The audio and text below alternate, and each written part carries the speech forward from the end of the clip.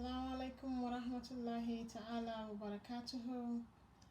Welcome once again to the story of Prophet Muhammad sallallahu alaihi wasallam. Today, inshallah, it's day 15, episode 15. Bismillahir Rahmanir Rahim. So today we will be talking about one of the most difficult times that the Prophet Muhammad sallallahu alaihi wasallam experienced while he was trying to spread the message of Islam. And this happened on his journey during his journey to Taif. Taif was a small city close to Mecca. It was about 60 miles away from Mecca. But it also housed one of the idols. The idol was called Lat, and it housed one of the main idols that was being worshipped. And so because of that, it was an important city. And so the Prophet wanted to go to that city to spread the message of Islam to the people of Taif.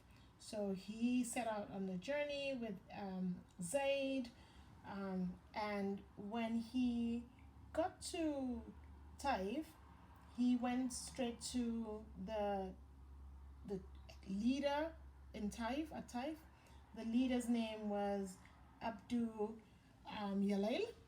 And so when he met Abdul Yalail, he was supposed to talk to him about Islam and all of that. But Abdul Yalail, who was a big idol worshipper, felt that the Prophet coming to him was a threat and an insult. And because of that, he got a lot of the kids and the boys in Taif to stone the Prophet and Zayd.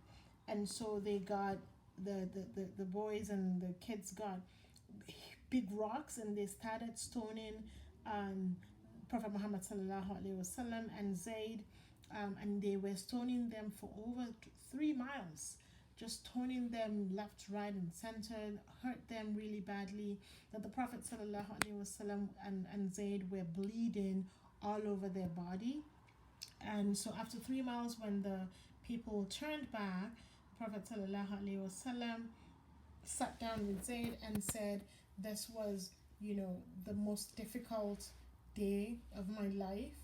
And immediately Allah subhanahu wa ta'ala sends down a revelation through Angel Jibril, asking the Prophet if